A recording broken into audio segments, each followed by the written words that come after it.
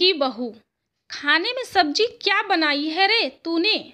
सास ने ऐंठ कर बहू से पूछा। बहू ने कोई जवाब नहीं दिया। अरे तुझसे ही पूछ रही हूँ, क्या बनाया है? आज बहू बिना जवाब दिए अंदर किचन में गई और थोड़ी देर बाद एक थाल में रोटी और सास की पसंदीदा की सब्जी परोसकर सास के कमरे में सास के सामने रख दिया। बड़ी अकड़बाज है रे तू, जब पूछा तब बोल ना सकती थी? और यह रोटी किसके लिए परोस गई? मुझे ना खानी ऐसी रोटी, ले जा इसे यहाँ से, समझी? सास ने थाल उठाकर बेड के पास टेबल पर रख दी। बहू ने सब देखा मगर कुछ कहे बिना दूसरी थाल लाकर खाने को ढक दी। पहर गुजरी, शाम आई। थाल को देख सास का मन खाने को तो कर रहा था, लेकिन वह झूठी अकड़ में थी। असली अकड़ तो सास में थी।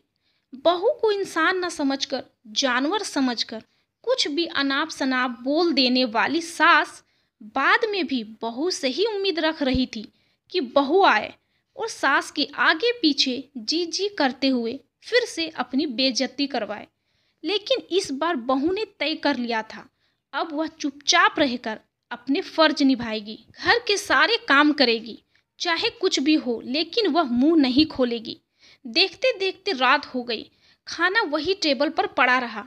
अब वक्त हो चला था बेटे के घर लौटने का। बेटा अपने काम से रात 8 बजे घर पहुंचा। माँ का कमरा घर का पहला कमरा था और आदर्श बेटा वैसे भी दिन भर की कमाई माँ को सौंप कर ही पानी पीता था।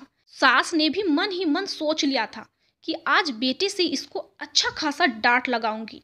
यहाँ सास अपनी अकड़ में भूखी मुंह फुला कर बैठी थी। क्या हुआ माँ? और यह क्या? खाना तो टेबल पर पड़ा हुआ है। यह सब्जी मेरे टिफिन में भी आई थी। यह तो दिन की सब्जी है ना? तुमने दिन का खाना अभी तक क्यों नहीं खाया? सास ने अपनी अकड़ में और मसाला लगाते हुए कहा, मैं कोई जानवर हूँ जिसके आगे रोटी पटक कर चली जाती है तेरी बीवी? मुंह से बोल नहीं सकती थी कि खाना खा लीजिए? मैं क्या चाहती हूँ बताओ? 2 बोल, कोई प्यार से बोल दे। बस यही ना? सुबह से 2 बार पूछा उस मैडम को कि क्या बनाया है, मगर उसका मुंह बना हुआ है। पता नहीं क्यों, अपनी खूबसूरती का घमंड होगा शायद। एक यही सुंदर नहीं जो इतना घमंड है। सास ने बातों को मसाले में लपेटकर और बढ़ चढ़कर परोस दिया। राहुल भी जानता था कि आए दिन का किस्सा है माँ का, इसीलिए राहुल माँ को बहलाता रहा, खाना खाने के लिए कहता रहा। लेकिन माँ एक सास भी थी, बहू के झुकाव के बिना कहाँ मानने वाली थी। घर के कटघरे में अब बहू को बुलावा गया। पति ने बीवी से कहा, क्या हुआ? आज माँ ने सुबह से खाना नहीं खाया और तुमने पूछा तक नहीं? बहू ने गर्दन हिलाई और कहा, मैं नहीं बोल सकती। यह सुनते ही सास का पारा चढ़ गया। बोलने लगी, या देख, इसे क्या फर्क पड़ता है मैं जीऊं या भूखे मर जाऊं? इसकी अपनी माँ ने भी यही सब किया होगा अपने ससुराल में और सिखाया भी होगा, तभी ऐसा सीख गई। मायके वालों के बारे में ऐसा सुनकर बहू के बर्दाश्त करने की सीमा पार हो चुकी थी। कोई औरत बिना वजह वह अपने मायके वालों के खिलाफ कुछ नहीं सुन सकती। तो बहू भी बोल पड़ी, माँ जी, मरी हुई माँ को बीच में क्यों लाते हैं आप? हर बार आपका उन्होंने क्या बिगाड़ा है? आपको जो कहना है मुझे कहिए, मेरे माँ बाप तक पहुँचने की ज़रूरत नहीं है आपको। मैं यहाँ जीती जागती खड़ी हूँ, मुझसे बोलिए जो बोलना है। अच्छा, तो तेरे मुंह में जुबान भी है? मेरी बात का जवाब देने के लिए तो तू सुबह से गूंगी बनी फिर रही थी। गूंगी बनने पर आप ही ने मजबूर किया है। कल शाम आप रिश्तेदारों और पड़ोसियों से क्या झूठी शिकायत कर रही थी मेरी? घर की साफ सफाई नहीं करती, मेरे खाने में स्वाद नहीं होता, मेरे रिश्तेदारों को नहीं पूछती, अभी तक कोई बच्चा भी नहीं हुआ इसे, ना जाने कौन कौन बीमारी है। मायके वालों ने भी फ्री फंड में भेज दिया, ना दान ना दहेज कोई। बहू ने कहा, कब नहीं पूछा मैंने आपके रिश्तेदारों को? शादी को 1 साल ही बीता है, लेकिन महीने में 4 बार तक तो आपके रिश्तेदार यहीं आते जाते रहते थे। मेरे अकेले के आराम के लिए कोई जगह ना होती थी घर में, इधर उधर सो जाती थी। उन्हें अपना कमरा तक सौंप देती थी। अब जब मेहमान इतने दिन, महीने, साल तक आते जाते रहेंगे और हम पति पत्नी को आप अलग अलग कमरों में रहना पड़ेगा, तो कहाँ से गोद भरेगी मेरी।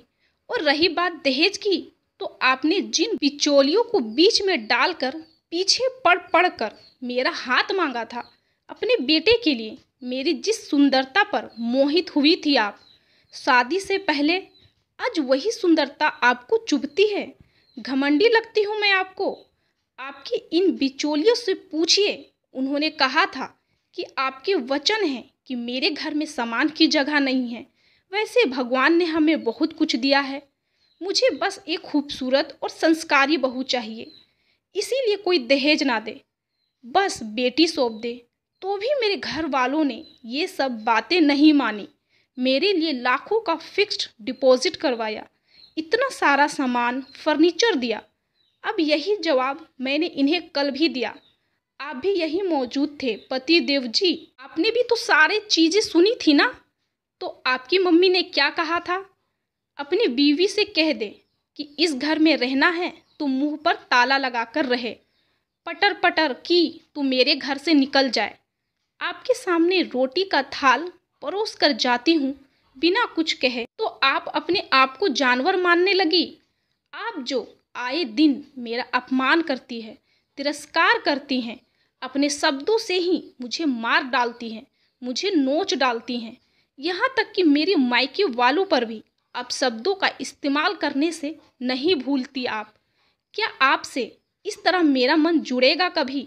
भला मेरा मन मानेगा कि मैं आपको सम्मान दूं, आपको अपनी माँ मानूं, आपको प्यार दूं, आपको अपनी माँ समझूं? और अगर मुंह खोलकर आपको कुछ जवाब भी दी तो आप जवाब देती हैं कि मेरे घर से निकल जाओ।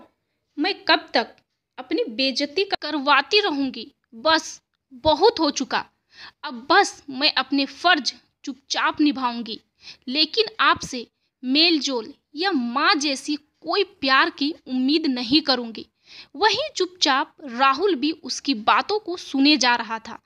आपको मुंह पर ताला लगाकर रहने वाली बहू चाहिए ना, तो अब से मैं गूंगी बहू बनकर ही रहूंगी। यही मेरे हाथ में है और यही मेरे सम्मान के लिए भी अच्छा होगा। बहू की वचन सुनकर सास शांत हो गई, लेकिन कब तक ये कोई नहीं जानता था। तो जो मैं बताने जा रही हूँ वो बहुत ध्यान से सुनिएगा। जब सास माँ होती है और बहू को बेटी कहा जाता है, तो सच में आप जरा सोचिए कि कोई माँ अपनी बेटी के साथ ऐसा व्यवहार करती है? आप अपनी राय हमें कमेंट्स बॉक्स पर जरूर बताइएगा। अगर यह वीडियो आपके दिल को छू गई होगी तो मुझे पता है आप इस चैनल को सब्सक्राइब भी जरूर करेंगे। यहाँ तक देखने के लिए आपका बहुत बहुत धन्यवाद।